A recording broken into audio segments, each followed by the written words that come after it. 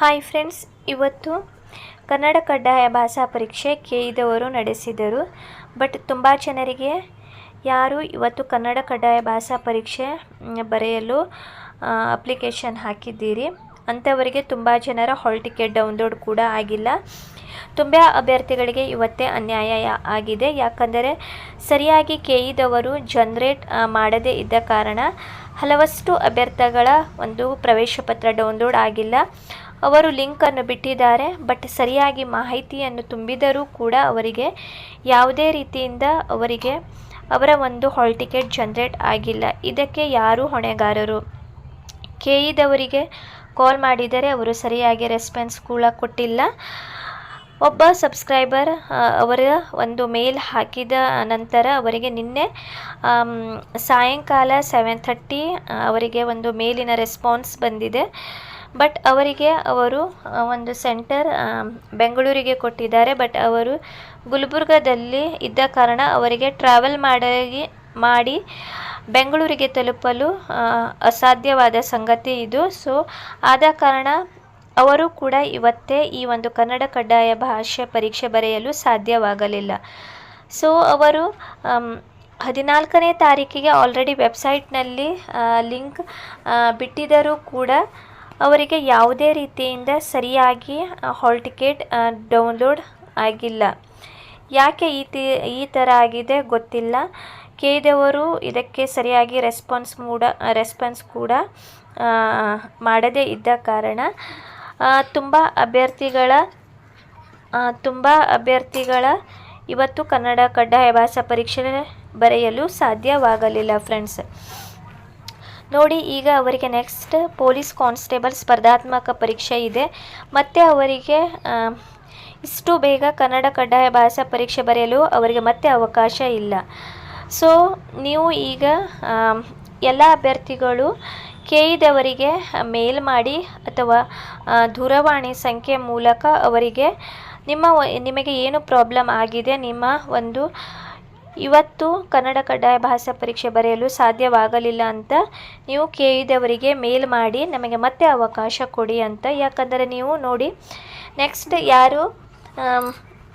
Next police constable ಹುದ್ದೆಗೆ ಅರ್ಜಿ ಸಲ್ಲಿಸಿದ್ದೀರಿ. ಸ್ಪರ್ಧಾತ್ಮಕ ಪರೀಕ್ಷೆ ಬರೆಯಲು ನಿಮಗೆ ಮತ್ತೆ ಅವಕಾಶ ಇರುವುದಿಲ್ಲ. ಅವಕಾಶ ಸಿಕ್ಕಿದರೂ ಕೂಡ ನೆಕ್ಸ್ಟ್ ಡಾಕ್ಯುಮೆಂಟ್ ವೆರಿಫಿಕೇಷನ್ ಟೈಮಲ್ಲಿ ಅವರು ನಿಮಗೆ ರಿಜೆಕ್ಟ್ ಮಾಡುತ್ತಾರೆ ಫ್ರೆಂಡ್ಸ್. ಯಾಕಂದರೆ ಕನ್ನಡ ಕಡ್ಡಾಯ ಭಾಷಾ ಪರೀಕ್ಷೆ ಬರೆದ ಮೇಲೆ ಅವರು ನೆಕ್ಸ್ಟ್ ಒಂದು ಸ್ಪರ್ಧಾತ್ಮಕ ಪರೀಕ್ಷೆ ಬರೆಯಲು ಅವಕಾಶ ಮಾಡಿಕೊಡುತ್ತಾರೆ ಅಂತ ಆಲ್ರೆಡಿ ಅವರು ನೋಟಿಫಿಕೇಷನಲ್ಲಿ ತಿಳಿಸಿದ್ದಾರೆ.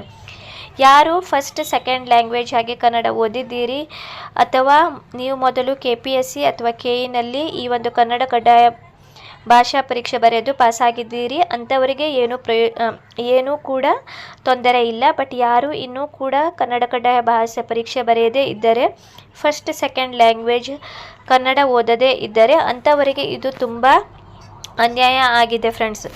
ಸೊ ಕೆಇದವರು ತಾವು ದಯಮಾಡಿ ಮತ್ತೆ ಅವರಿಗೆ ಇನ್ನೊಂದು ಅವಕಾಶ ಮಾಡಿಕೊಡಬೇಕು ಕನ್ನಡ ಕಡ್ಡಾಯ ಭಾಷಾ ಪರೀಕ್ಷೆ ಬರೆಯಲು. ಅಥವಾ ನೀವು PC ಪೊಲೀಸ್ ಕಾನ್ಸ್ಟೇಬಲ್ ಹುದ್ದೆ ನೆಕ್ಸ್ಟ್ ಆಗಸ್ಟ್ ತಿಂಗಳಿನಲ್ಲಿ ನಡೆಸಲಾಗುವುದು ಅಂತ ನೋಟಿಫಿಕೇಷನ್ನಲ್ಲಿ ಇದೆ. ಸೊ ಅದು ಪೋಸ್ಟ್ಪೋನ್ ಮಾಡಬೇಕು. ಇಲ್ಲದಿದ್ದರೆ ಹಲವಾರು ಅಭ್ಯರ್ಥಿಗಳಿಗೆ ಅನ್ಯಾಯವಾಗುತ್ತದೆ. ಯಾಕಂದರೆ ಅವರು ಆಲ್ರೆಡಿ ಅರ್ಜಿ ಶುಲ್ಕ ಕೂಡ ತುಂಬಿದ್ದಾರೆ.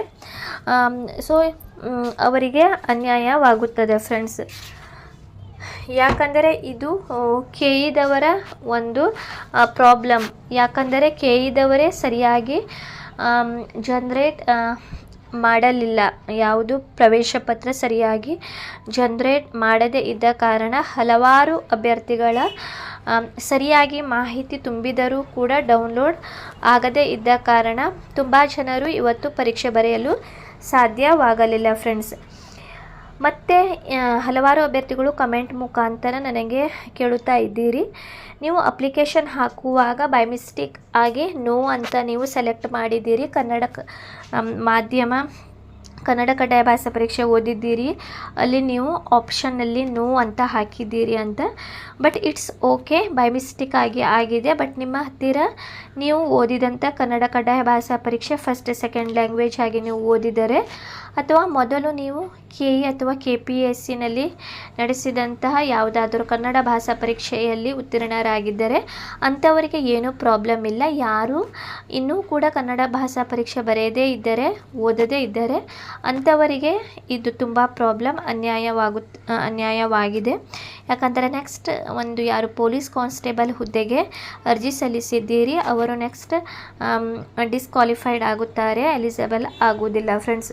ಸೊ ನೀವು ಎಲ್ಲ ಅಭ್ಯರ್ಥಿಗಳು ಯಾರು ಇವತ್ತೇ ಎಕ್ಸಾಮ್ ಬರೆಯಲು ಸಾಧ್ಯವಾಗಲಿಲ್ಲ, ನಿಮ್ಮ ಒಂದು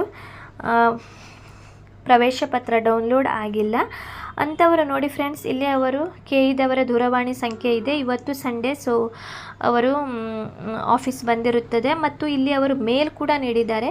ಎಲ್ಲ ಅಭ್ಯರ್ಥಿಗಳು ನೋಡಿ ಫ್ರೆಂಡ್ಸ್, ನಿಮ್ಮ ಹೆಸರು, ನಿಮ್ಮ ಒಂದು ಎಲ್ಲ ಮಾಹಿತಿ ಜೊತೆಗೆ ನೀವು ಅವರಿಗೆ ಮೇಲ್ ಮಾಡಿ. ಎಲ್ಲರೂ ಮೇಲ್ ಮಾಡಿದರೆ ಅವರಿಗೆ ಕೂಡ ಮಾಹಿತಿ ಸಿಕ್ಕುತ್ತದೆ. ಯಾಕಂದರೆ ಹಲವಾರು ಅಭ್ಯರ್ಥಿಗಳು ಈ ಒಂದು ಕನ್ನಡ ಕಡ್ಡಾಯ ಭಾಷಾ ಪರೀಕ್ಷೆ ಬರೆಯಲು ಸಾಧ್ಯವಾಗಲಿಲ್ಲ, ಯಾಕಂದರೆ ಪ್ರವೇಶ ಪತ್ರ ಡೌನ್ಲೋಡ್ ಆಗದೇ ಇದ್ದ ಕಾರಣ ಅಂತ. ಸೊ ಮತ್ತೆ ನಿಮಗೆ ಅವಕಾಶ ಕೊಡಬಹುದು. ಸೊ ನೀವು ನಿಮ್ಮ ಕೈಲಾದಷ್ಟು ನೀವು ಕೂಡ ಟ್ರೈ ಮಾಡಿ ಅವರಿಗೆ KEದವರಿಗೆ ಮಾಹಿತಿ ತಲುಪಿಸಿ. ಯಾರು ಬೆಂಗಳೂರು ಹತ್ತಿರದಲ್ಲಿ ಇದ್ದೀರಿ, ನೀವು ನಾಳೆ ಕಚೇರಿಗೂ ಕೂಡ ಭೇಟಿಯಾಗಿ ನಿಮ್ಮ ಒಂದು ಪ್ರಾಬ್ಲಮ್ಸನ್ನು ಹೇಳಿ ಮೇ ಬಿ ಅವರು ಮತ್ತೆ ಅವಕಾಶ ಕೊಡಬಹುದು ಫ್ರೆಂಡ್ಸ್. ಏನಾದರೂ ಡೌಟ್ ಇದ್ದರೆ ನೀವು ಕಮೆಂಟ್ ಸೆಕ್ಷನಲ್ಲಿ ಕೇಳಬಹುದು. ನಾನು ಕೂಡ ಆಶಿಸುತ್ತೇನೆ ನಿಮಗೆ ಮತ್ತೆ ಇನ್ನೊಂದು ಅವಕಾಶ ಕೊಡಬೇಕು ಅಂತ. ಯಾಕಂದರೆ ಇದು KEದವರ ಒಂದು ಸರಿಯಾಗಿ ಹಾಲ್ ಟಿಕೆಟ್ ಜನರೇಟ್ ಆಗದೇ ಇದ್ದ ಕಾರಣ ಅವರದು KEದವರದೇ ಪ್ರಾಬ್ಲಮ್ ಆಗಿದೆ. ಸೊ ನೀವು ನಿಮ್ಮಿಂದ ಕೂಡ ನೀವು ಅವರಿಗೆ ಪ್ರೆಷರ್ ಹಾಕಿ, ಸೊ ಅವರು ಮತ್ತೆ ನಿಮಗೆ ಪುನಃ ಎಕ್ಸಾಮ್ ನಡೆಸಬಹುದು. ಇಲ್ಲದಿದ್ದರೆ ನಿಮಗೆ ನೆಕ್ಸ್ಟ್ ಸಿವಿಲ್ ಪೊಲೀಸ್ ಕಾನ್ಸ್ಟೇಬಲ್ ಹುದ್ದೆಗೆ ನೀವು ಅಲ್ಲಿ ಡಿಸ್ಕ್ವಾಲಿಫೈಡ್ ಆಗುತ್ತೀರಿ ಫ್ರೆಂಡ್ಸ್. ಯಾಕಂದರೆ ಕನ್ನಡ ಕಡ್ಡಾಯ ಭಾಷಾ ಪರೀಕ್ಷೆ ನೀವು ಬರೆಯಲೇಬೇಕು ಅಥವಾ ನೀವು ಮೊದಲು ಓದಿರಲೇಬೇಕು ಫ್ರೆಂಡ್ಸ್.